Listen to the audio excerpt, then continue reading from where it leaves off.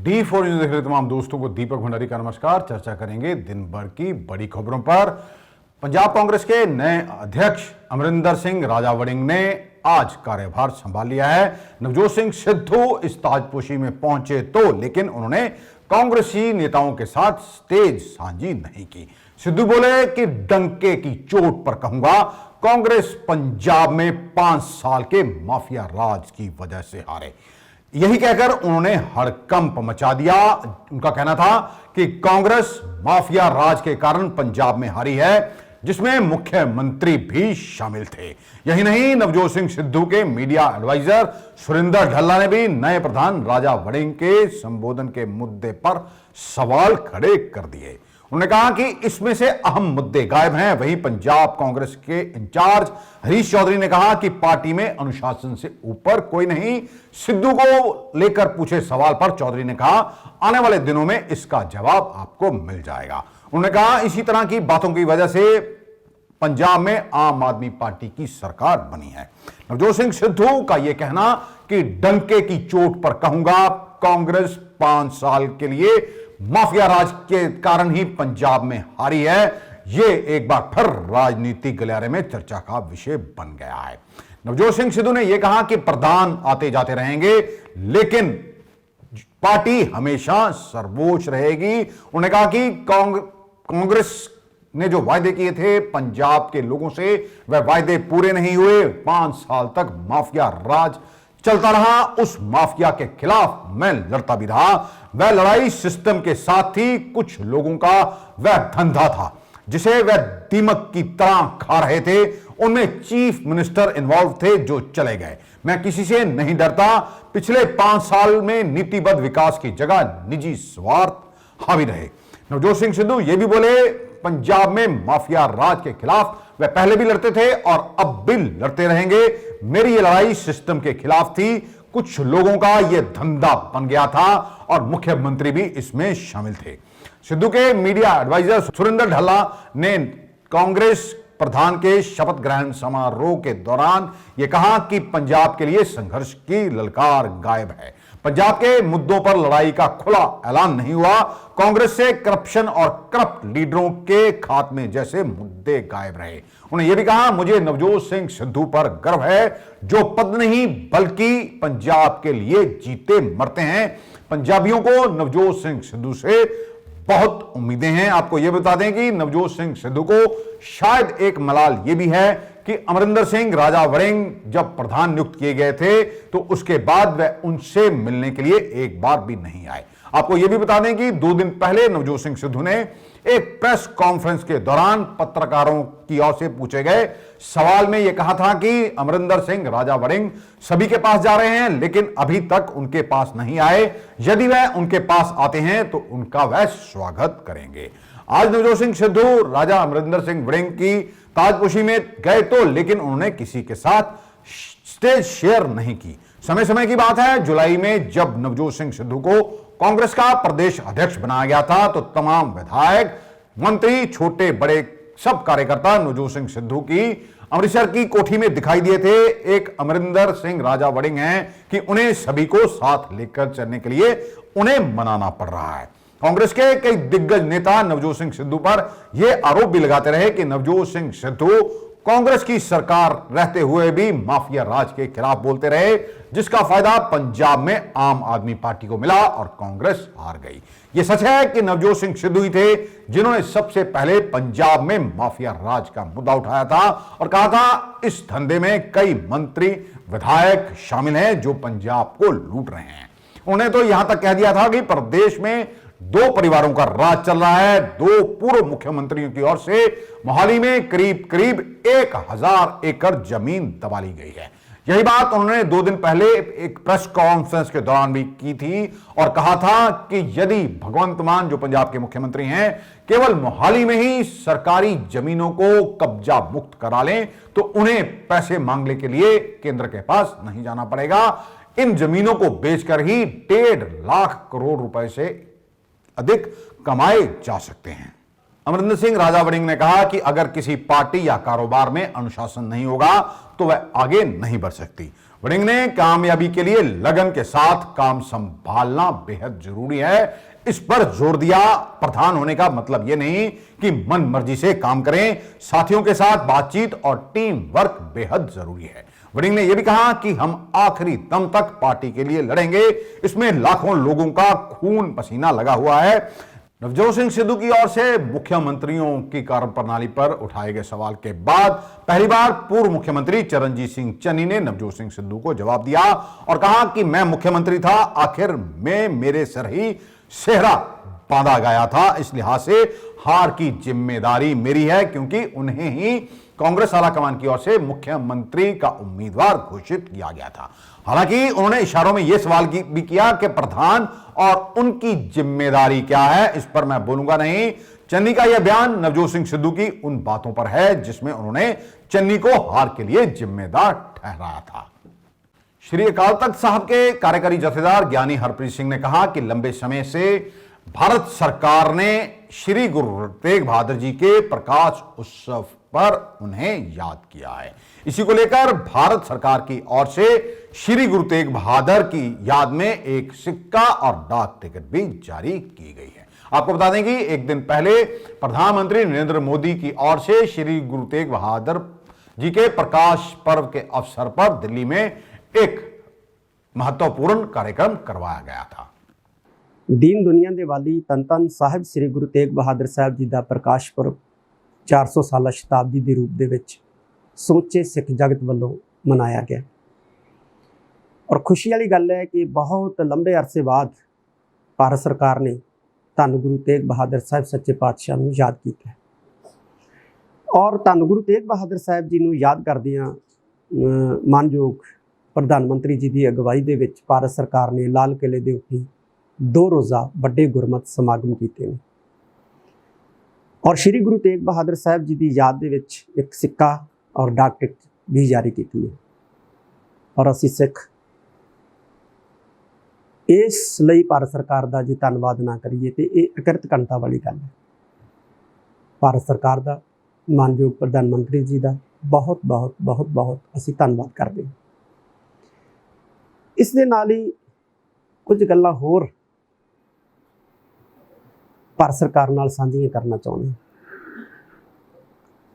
जदों मानयोग गृह मंत्री जी सचखंड श्री हरमंदर साहब नतमस्तक होने वास्ते आए सी, उदों श्री अकाल तख्त साहब विखे उन्हां नाल मेरी मुलाकात हुई सी और बहुत सारे सिख कौम नाल संबंधित जिहड़े मसले पेंडिंग पे है उन्हां तो उन्हां नूं जाणू करवाया सी और उन्होंने भरोसा दिता सी कि असी इन्हां मसलियां दी मामलों की हल वास्ते यतनशील जिहड़ा है वो होवांगे और मामले हल करांगे।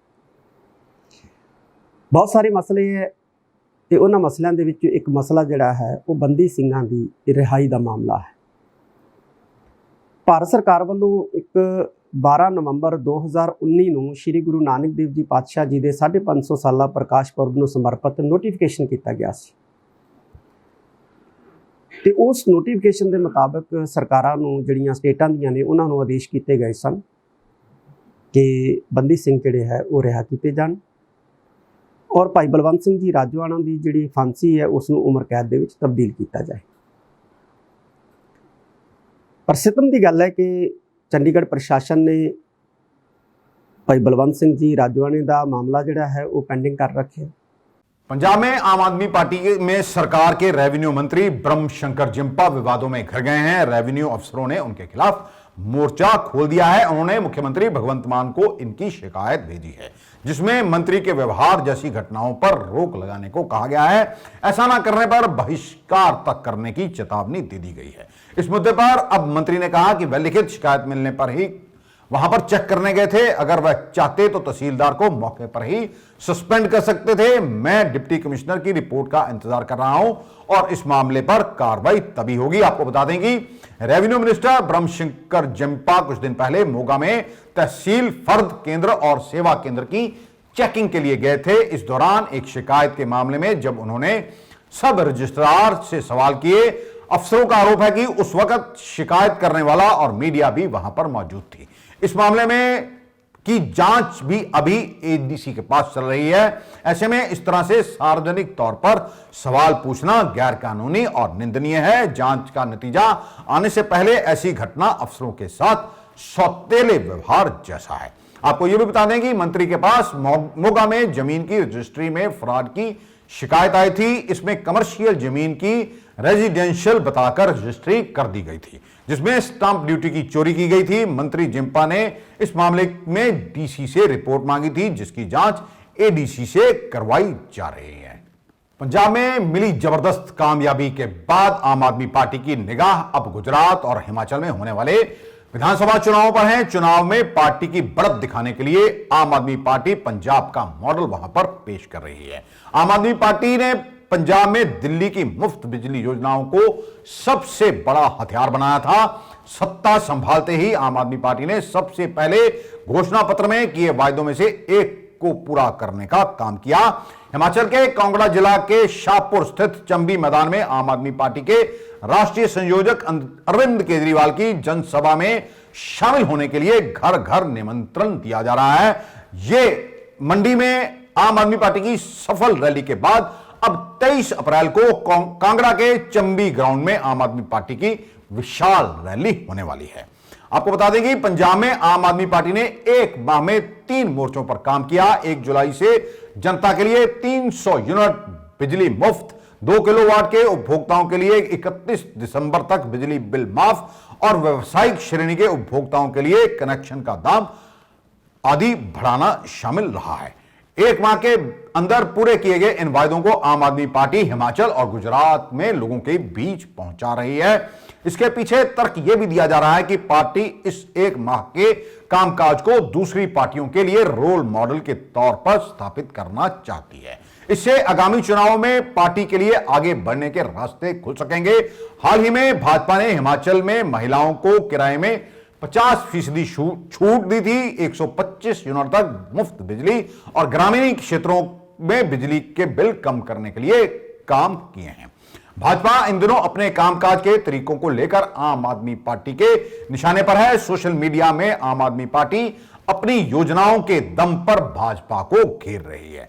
इसे पंजाब में आम आदमी पार्टी का असर बताया जा रहा है। चुनाव के बाद आम आदमी पार्टी को हाल ही में सबसे बड़ा नुकसान हिमाचल में उठाना पड़ा। यहां पर भारतीय जनता पार्टी ने आम आदमी पार्टी के संगठन में बड़ी सेंध लगाई। इस वजह से आम आदमी पार्टी को राज्य में हिमाचल संगठन को भंग तक करना पड़ा। पार्टी के सूत्र बताते हैं कि अब नए सिरे से हिमाचल में पार्टी ने अपना संगठन विस्तार करने का काम शुरू कर दिया है। संगठन के इस काम में तेजी लाने के लिए जल्द ही राष्ट्रीय अध्यक्ष अरविंद केजरीवाल हिमाचल जाएंगे और वहां पर 23 अप्रैल को बड़ी जनसभा को संबोधित भी करेंगे। बताया जा रहा है कि इस सभा के साथ ही पार्टी अपना चुनावी आगाज भी करेगी और संगठन को लेकर भी यहां घोषणाएं की जा सकती हैं। यह सभा कांगड़ा में होने जा रही है। वहीं अब पार्टी मुंबई के लिए भी अपनी तैयारियां करनी शुरू कर देगी। हाई पावर अमेरिकन डेलीगेशन शुक्रवार को अमृतसर के श्री गुरु रामदास जी इंटरनेशनल एयरपोर्ट पर लैंड हुआ। पंजाब सरकार की तरफ से मंत्री हरजोत बैंस और विधायक बलजिंदर कौर की ओर से इनका स्वागत किया गया। एयरपोर्ट से डेलीगेशन सीधा गोल्डन टेंपल पहुंचा और सिख मर्यादा को जाना। अमेरिका से पहुंचे डेलीगेशन की अध्यक्षता अमेरिका के सेनेटर कोरी बुकर ने कहा कि वह बीते दिनों सिखों पर हुए हमले की निंदा करते हैं। अमेरिका की तरक्की में सिखों का अहम योगदान रहा है।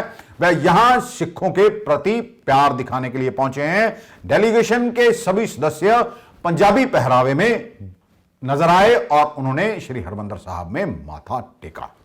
To worship, and we have not only been inspired by what we've seen here, but we have been amazed by what we've seen here.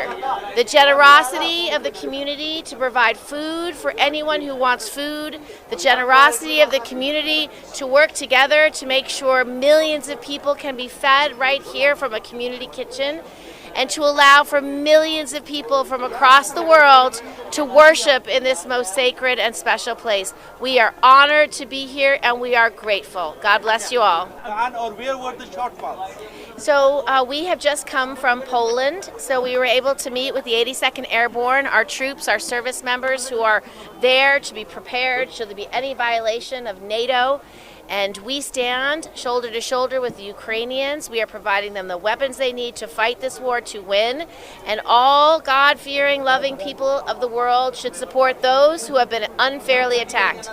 We had excellent meetings in Delhi with your ministers and your leaders. Those meetings were comprehensive. We talked about things we can work on together, from defense to intelligence to space, things we can do as countries to create security and peace around the globe. And last, with regard to America and the Sikh people that are there, we support our Sikhs. I serve on the Armed Services Committee there. We made a provision that all Sikhs could wear their religious head coverings while they serve. That was a law that we wrote in the Armed Services Committee just a few years ago. So thank you so much, and God bless you all. We have loved India. We have loved it. Punjab the tourism capital ਹੈ ਤੇ tourism ਮੰਤਰੀ ਹੋਣ ਦੇ ਨਾਤੇ ਅੰਮ੍ਰਿਤਸਰ ਸ਼ਹਿਰ ਦੇ ਲਈ ਹੋਰ ਜੋ ਕੁਝ ਵੀ ਕਰ ਰਹੇ ਹਾਂ ਤੇ ਅੱਜ ਸਾਡੇ ਸੈਨੇਟਰਸ ਆਏ ਸੀ ਵੀ ਅਸੀਂ ਉਹਦਾ ਵੈਲਕਮ ਕੀਤਾ ਤੇ ਹੋਰ ਵੀ ਆਉਣ ਵਾਲੇ ਸਮੇਂ ਦੇ ਵਿੱਚ ਅੰਮ੍ਰਿਤਸਰ ਸ਼ਹਿਰ ਦੀ ਬਿਹਤਰੀ ਦੇ ਲਈ ਕੰਮ ਕਰਾਂਗੇ। Thank you a lot of ideas ਉਹਨਾਂ ਨੂੰ ਦਿੱਲੀ ਦੇ ਸਕੂਲਾਂ ਬਾਰੇ ਦੱਸਿਆ, ਦਿੱਲੀ ਦੇ ਹਸਪਤਾਲਾਂ ਬਾਰੇ ਦੱਸਿਆ ਐਂਡ ਈਵਨ ਟੂਰਿਜ਼ਮ ਬਾਰੇ ਦੱਸਿਆ, ਪੰਜਾਬ ਦੇ ਸਕੂਲਾਂ ਤੇ ਕੀ ਅਸੀਂ ਨਵੀਂ ਪਾਲਿਸੀਜ਼ ਲੈ ਕੇ ਆ ਰਹੇ ਹਾਂ। A lot of idea exchanges with you. Britain के प्रधानमंत्री बोरिस जॉनसन 2 दिनों के भारत के दौरे पर हैं। शुक्रवार को दौरे के आखिरी दिन जॉनसन नई दिल्ली पहुंचे। यहां उन्होंने प्रधानमंत्री नरेंद्र मोदी से मुलाकात की। भारत में मिले इस्तकबाल से खुश जॉनसन भी अपनी खुशी को छिपा नहीं पाए और कहा कि मुझे ऐसा महसूस हो रहा है जैसे मैं सचिन तेंदुलकर या अमिताभ बच्चन हूं। मैं इस ग्रैंड वेलकम के लिए प्रधानमंत्री नरेंद्र मोदी का शुक्रगुजार हूं। Thank you all. My friend, Prime Minister Modi, Narendra, my khas dost, I think is the phrase I want in Hindi. We've had a fantastic 2 days here in India. And yesterday I became the first Conservative Prime Minister to visit Gujarat, which is your birthplace, of course, Narendra, but as you've just said, the ancestral home of about half of all the British Indians. And I had an amazing reception, absolutely amazing. I felt a bit like Sachin Tendulkar. My face was about as ubiquitous everywhere as Amitabh Bachchan. I was everywhere to be seen, and it was fantastic. Now this morning we've had wonderful talks, and I think that they have strengthened our relationship in every way. In challenging times, it is very important that we, the Khas-Dos, get closer together. And I believe the partnership between Britain and India, one of the oldest democracies, Britain is one of the oldest, I mean Iceland they say is older, but we're one of the oldest, and India, certainly the largest democracy, is one of the defining friendships of our times. And what we're doing is taking forward an ambitious 10-year roadmap for British-Indian relations that we agreed last year. It was great to see you at the G7, but since then the threats of autocratic coercion have grown even further, and it's therefore vital that we deepen our cooperation, including our shared interest in keeping the Indo-Pacific open and free. Rajasthan के अलवर में सराय गोल चक्कर में सड़क चौड़ी करने के दौरान अतिक्रमण हटाने पर विवाद शुरू हो गया। रास्ते में आए 300 साल पुराने मंदिर पर भी बुलडोजर चला दिया गया। इस कार्रवाई पर भाजपा ने राजस्थान की कांग्रेस सरकार को घेर लिया। भाजपा का कहना है कि विकास के नाम पर मंदिर तोड़ना सही नहीं है। कांग्रेस बदले की राजनीति कर रही है। वहीं कांग्रेस ने पलटवार किया और कहा कि राजगढ़ नगर पालिका में भाजपा का बोर्ड है और उसी ने यह कार्रवाई करवाई है। राजगढ़ कस्बे में शिवालय पर जेसीबी चलाने का वीडियो अब वायरल हो रहा है। इस कारण मामला और भी बढ़ गया है। राजस्थान सरकार के खिलाफ प्रदेश भर में फ्रंटलाइन हेल्थ वर्कर्स का विरोध बढ़ता जा रहा है। पिछले 22 दिनों से जयपुर के शहीद स्मारक पर धरना दे रहे कोविड हेल्थ कंसल्टेंट और कोविड हेल्थ वर्कर ने सरकार के खिलाफ अब आर पार की लड़ाई का ऐलान कर दिया। शुक्रवार को बड़ी संख्या में ये वर्कर दिल्ली कूच कर गए और सोनिया गांधी के घर के बाहर प्रदर्शन शुरू कर दिया। प्रधानमंत्री नरेंद्र मोदी के दौरे से पहले जम्मू कश्मीर में शुक्रवार की सुबह सीआईएसएफ की एक बस पर आतंकवादियों ने हमला कर दिया। जानकारी के मुताबिक बस पर ग्रेनेड से हमला किया गया, जिसमें एक एएसआई शहीद हो गया जबकि 9 अन्य जवान घायल हो गए हैं। घटना उत्तर प्रदेश की है। बस से जा रहे एक बच्चे का सर पोल से टकराया और उसकी मौत हो जाती है। परिजनों ने जब थाना घेरा तो उंगली दिखाकर एसडीएम चिल्लाने लगी, जिसका वीडियो वायरल हो रहा है। वायरल वीडियो में आप देख सकते हैं sub divisional magistrate Shubhangi Shukla Anurag की मां पर चिल्लाते हुए कहती है, तुम क्यों नहीं समझती, मैं तुम्हें चुप रहने के लिए कह रही हूं। सरकारी अधिकारी की असंवेदनशीलता का यह वीडियो दिल्ली के पास मोदी नगर के एक पुलिस स्टेशन से सामने आया है, जहां कक्षा 4 के छात्र अनुराग भारद्वाज की मौत पर शोक में डूबे हुए उसके माता पिता वीरवार को स्कूल की लापरवाही के खिलाफ कार्रवाई की मांग को लेकर धरने पर बैठ गए। अपने 10 साल के बेटे की मौत पर रोती हुई मां पर चिल्लाते हुए यह महिला अधिकारी कह रही हैं, बस चुप, एकदम चुप रहो। स्कूल में हुए दर्दनाक हादसे में अपने 10 साल के बेटे की मौत पर रोती हुई मां पर चिल्लाती हुई अधिकारी की अमानवीयता देखकर एक पल के लिए लोग यकीन नहीं कर पा रहे हैं और यह वीडियो सोशल मीडिया पर जमकर वायरल हो रहा है। क्या हो रहा है यहाँ पे? क्या हो रहा है यहाँ पे? मुझे क्या रहा है? तो कोई चीज समझती नहीं है, समझे कोई चीज समझे, बताओ, समझाओ मैम, समझाओ, कितनी बार समझाऊं, क्या समझाएगा? जो कोटा लेता है 7 साल लेता है, हो गया ऐसा नहीं होता, ऐसे नहीं होता, ऐसा मतलब इतनी देर से समझा रही हूँ, आप समझ लीजिए हमारी उंगली। इन दिनों योग से ज्यादा कारोबारी सुर्खियों में रहने वाले बाबा रामदेव और उनकी अगुवाई वाली कंपनी पतंजलि आयुर्वेद एक अलग विवाद में घिरती दिखाई दे रही है। पतंजलि आयुर्वेद की कुछ दवाइयों का प्रचार प्रसार सरकार को इस कदर खटका कि उसने कई राज्यों को पतंजलि के खिलाफ कार्रवाई करने के निर्देश भी जारी कर दिए। असल में ये दवाइयां हार्ट, शुगर और लीवर के इलाज करने का दावा करती हैं और कई अखबारों में इनके विज्ञापन छप रहे हैं। यही विज्ञापन कुछ डॉक्टरों और अन्य लोगों को नागवार गुजरे और उन्होंने सरकार से शिकायत की कि इन विज्ञापनों को हटाया जाए, क्योंकि इन दवाओं का विज्ञापन सरासर गैर कानूनी है। एसोसिएशन फॉर डेमोक्रेटिक रिफॉर्म नाम से ज्यादा यह संस्था राजनीतिक दलों को मिलने वाली फंडिंग पर नजर रखती है। चुनावी चंदे को लेकर एक नई रिपोर्ट एडीआर की सामने आई है। इसके मुताबिक 7 चुनावी ट्रस्टों को वर्ष 2020-21 में कॉर्पोरेट और व्यक्तिगत चंदे से लगभग 258 करोड़ रुपए मिले और इन फंड्स का 82% हिस्सा यानी कि करीब करीब 212 करोड़ रुपए भाजपा को मिले, जबकि कांग्रेस सहित अन्य दलों को मिलने वाली यह राशि केवल 19 करोड़ रुपए ही है। केंद्रीय मंत्री नितिन गडकरी ने अपने ट्वीट में लिखा है कि पिछले 2 महीनों में इलेक्ट्रिक 2 व्हीलर से जुड़े कई हादसे सामने आए हैं। यह बेहद दुर्भाग्यपूर्ण है कि इनमें कुछ लोगों की जान चली गई और कई लोग घायल हो गए। हमने इन घटनाओं की जांच की और सुधारात्मक कदमों पर सिफारिशों के लिए एक एक्सपर्ट कमेटी का गठन किया है। रिपोर्ट्स के आधार पर हम चूक करने वाली कंपनियों को जरूरी आदेश जारी करेंगे। हम जल्द ही इलेक्ट्रिक वाहनों की क्वालिटी बेहतर करने को लेकर दिशा निर्देश भी जारी करेंगे। गडकरी ने अपने ट्वीट में यह भी कहा कि सरकार डिफेक्टिव इलेक्ट्रिक वाहनों को वापस लेने की कार्रवाई भी कर सकती है। उन्होंने कहा यदि किसी कंपनी पर किसी भी प्रोसेस में लापरवाही पाई गई तो उस पर भारी जुर्माना लगाया जाएगा और सभी डिफेक्टिव वाहनों को तुरंत वापस लेने के आदेश भी जारी किए जाएंगे। पंजाब के किसी गांव से सोशल मीडिया पर एक वीडियो वायरल हो रहा है जिसमें एक 1.5 किल्ला जमीन के मालिक किसान का दर्द झलक रहा है। गौर से सुनिए ये किसान क्या कह रहा है। फिलहाल ये साफ नहीं हो पाया है कि वीडियो किस जिले का है। मैं मानयोग भगवंत मान जी ਨੂੰ ਸਾਡੇ ਮੁੱਖ ਮੰਤਰੀ ਨੂੰ ਬੇਨਤੀ ਕਰਦਾ ਵੀ ਜਿਹੜਾ ਵੀ ਕੋਈ ਸਹੂਲਤ ਹੈਗੀ ਉਹ ਜਿੰਨੀ ਵੀ ਕਿਸਾਨਾਂ ਨੂੰ ਦੇਈ ਜਾਂਦੇ ਆ। ਕਹਿੰਦੇ ਝਾੜ ਘੱਟ ਨਿਕਲਿਆ, ਹੋਰ ਤਾਂ ਕਿਸੇ ਸਟੇਟ 'ਚ ਮਰਿਆ ਨਹੀਂ ਕੋਈ ਕਿਸਾਨ, ਨਾ ਹਰਿਆਣੇ 'ਚ, ਨਾ ਹਿਮਾਚਲ 'ਚ, ਨਾ ਮੱਧ ਪ੍ਰਦੇਸ਼ 'ਚ ਕਿਤੇ।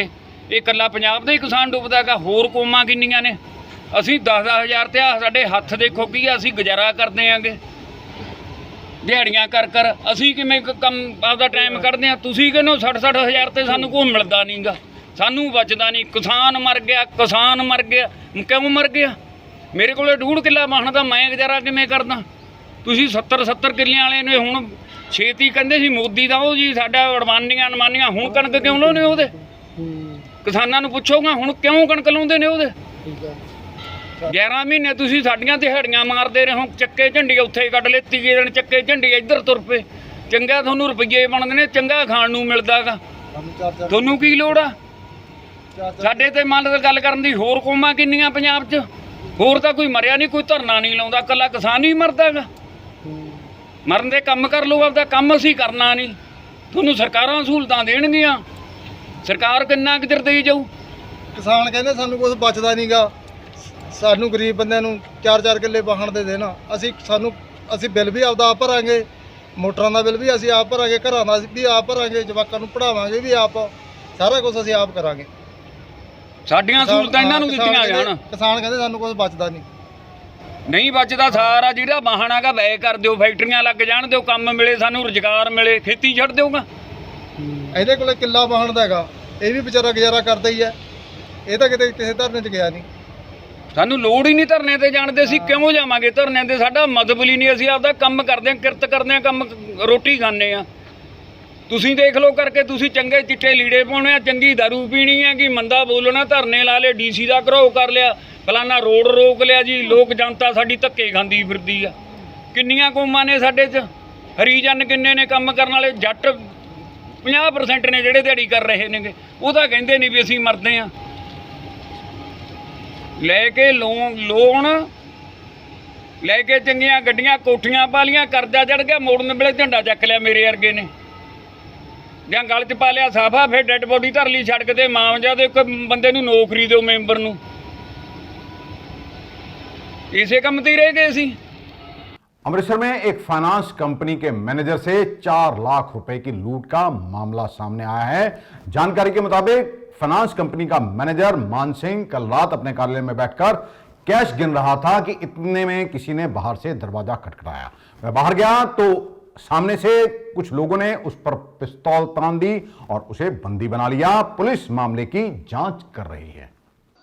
शाम को सारे जब लड़के फील्ड से आ गए अपना अपना कलेक्शन करके, तो हम सिस्टम पे बैठ के अपना काम कर रहे थे, जो अपना डी एंड कर रहे थे। बाकी 2 लड़के यहाँ पे कैश टैली कर रहे थे। इतने में बाहर से किसी ने गेट खटखटाया, तो मैं खड़ा होकर गया खोलने के लिए। लॉक लगा हुआ था अंदर से। मैंने पूछा कौन है? उन्होंने कहा हम आपके नाल के गवांडी हैं। मैंने कहा मैं समझा नहीं, एक बार सही से बताओ। तो उन्होंने कहा हम आपके नाल के गवांडी हैं।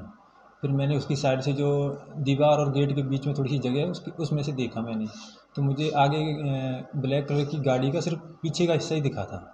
ना गाड़ी में कोई बैठा हुआ कोई नहीं दिखा, क्योंकि उसका सिर्फ पीछे वाला हिस्सा ही दिख रहा था। फिर मैंने गेट खोल दिया, तो जैसे ही मैंने गेट खोला, एक बंदा पहले अंदर आया, मुंह कवर किया हुआ था उसने, और आके पिस्टल मेरे पे लगा दी यहाँ पे पेट पे। फिर उसने बोला अंदर चलो जी। फिर मैं अंदर आया, उसके पीछे 3 और आ गए, 4 बंदे टोटल आ गए थे उधर। फिर जो सिस्टम पे 2 लड़के काम कर रहे थे उनको साथ में लेके, और 2 बंदे यहाँ थे, हम 5 को यहाँ अंदर बंद करके यहाँ से सारा कैश लेके, और वहाँ पे हमारा लॉकर रखा हुआ था, लॉकर को भी साथ ही उठा के ले गए। कितना कैश लेके आपका? 4,09,000 रुपये। तो गाड़ी कौन सी, आपने कोई नंबर वगैरह नोट किया गाड़ी का? गाड़ी का नंबर हमने तो नोट नहीं किया, लेकिन बाहर जो आंटी ढाबा चलाती हैं उनके लड़के ने नंबर नोट किया था। उसका नंबर था PV10 FQ0274 शायद। तो अभी पुलिस क्या कार्रवाई कर रही है? पुलिस कार्रवाई करी, उन्होंने इस नंबर को ट्रेस किया तो नंबर गलत निकला। ये आज राती इत्थे फाइनेंस कंपनी है इन्हों की, इत्थे 4 बंदे आए ना अनपछाते गड्डी बलेनो ते, उन्होंने को खोल दरवाजा गेट खिलाया कि असं थोड़े गुआढ़ी हाँ, तो अंदर आके उन्होंने इन्हों की जो कलैक्शन सी करीब 4 लाख रुपया वो उन्होंने स्नैचिंग की इन्हों को तो लै गए। वैसे उस दी ਵੱਖ-ਵੱਖ टीमां बनाई, तो CCTV वगैरह चैकिंग कर रहे हैं, तो कोशिश है कि जल्दी ट्रेस हो जाएगी। सर कितने बंदे सी, कोई वैपन वगैरह भी सी? हाँ 4 बंदे दस रहे हैं, तो कोई वैपन दस रहे हैं भी पिस्टल टाइप सी उन्होंने वैपन सी। तो उनकी कार्रवाई वो चल रही इन्वेस्टिगेशन चल रही है, कोशिश कर रहे हैं, क्योंकि इतने जो वारदात हुई है, क्योंकि इस फाइनेंस कंपनी जो है ना खुली इतने, इसकी होर किसी को कोई इन्फॉर्मेशन नहीं, प्रशासन की नहीं है। हाँ वो भी खंगाली जा रही, CCTV खंगाली जा रही है। अमृतसर के थाना गुरु की वडाली के तहत आने वाले इलाके में एक दंपति ने रहस्यमय हालत में आत्महत्या कर ली। पुलिस मामले की जांच कर रही है। जानकारी के मुताबिक इस नवविवाहित जोड़े की शादी को अभी 5 महीने का समय ही हुआ था। ਬਾਪੂ ਜੀ ਕੀ ਨਾਂ ਜੀ ਆਪਣਾ? ਮੇਰਾ ਨਾਮ ਕਸ਼ਮੀਰ ਸਿੰਘ ਜੀ। ਆਪਣਾ ਕਿੱਥੇ ਰਹਿੰਦੇ ਜੀ ਆਪਾਂ? ਪਿੰਡ ਭੁੱਲਰ ਲੋਪੋ ਕੀ ਜਗ੍ਹਾਵਾਂ। ਇਹ ਜਿਹੜੇ ਮੀਆਂ ਬੀਵੀ ਨੇ ਜੀ ਇਸ ਤਰ੍ਹਾਂ ਭਾਣਾ ਵਰਤਿਆ ਹੈ, ਇਹ ਕੀ ਲੱਗਦੇ ਸੀ ਜੀ ਤੁਹਾਡੇ? ਦੋਤਾ ਸੀ ਜੀ। ਕੀ ਨਾਂ ਸੀ ਇਹਦਾ ਮੁੰਡੇ ਦਾ? ਕੁਲਦੀਪ। ਅੱਛਾ ਜੀ, ਸਿੱਧਾ ਕੀ- ਪੁੱਠਾਣਾ ਸੰਨੀ ਆਈ ਜਾਂਦੇ ਹੁੰਦੇ। ਅੱਛਾ ਜੀ, ਕੀ ਘਟਨਾ ਹੋਈ, ਕਿਸ ਤਰ੍ਹਾਂ ਹੋਈ ਜੀ?